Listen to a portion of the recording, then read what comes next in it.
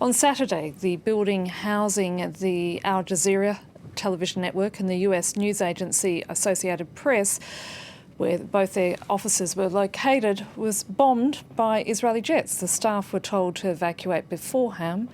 The Israelis claiming that the offices of Hamas were located in the high-rise. However, the CEO of AP denying that was indeed the case, saying he was shocked and horrified that the Israelis would target media organisations.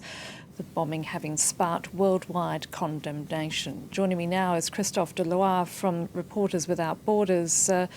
Christophe, what are the consequences of having a building housing media outlets being openly targeted by the Israelis? I mean, what does that mean for journalists covering such events?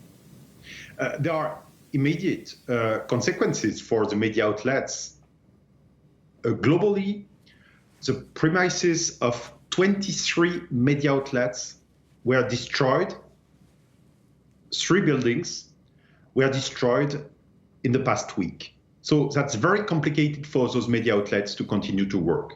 And of course, there is even a larger consequence, which is a higher intimidation of media outlets, because this deliberate attack against media outlets clearly aims at intimidating them.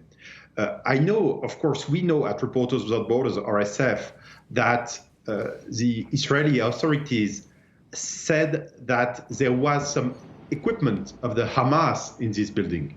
But would it be true? And this is absolutely not true. Would it be true? This bombing, this attack would not be legitimate. The destruction of the whole building like this, including the equipment of the media outlets. And then there was the communique last Thursday from the Israeli military saying that it launched a ground operation, something which it later denied. But the next day, local media reported that the army's reported ground offensive being a ploy aimed at allowing Israeli jets to hit tunnels and kill Hamas fighters who were seeking cover inside. Again, this has been denied by the Israeli military. But what are your thoughts, Christophe? As you said in your commentary, clearly, truth is always a casualty, a victim of wars. But what is very worrying in this case is that there are very often regular attacks against media outlets. In the past years, during the March of the Return, those big demonstrations, journalists were deliberately targeted.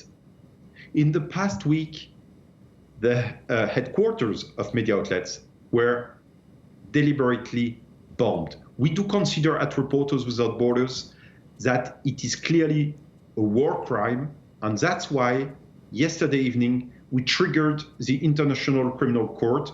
We wrote a letter to the prosecutor of this International Criminal Court to ask her to include into her investigation about the situation in Palestine. She launched such an investigation last March to include the last events, the last airstrike attacks against media.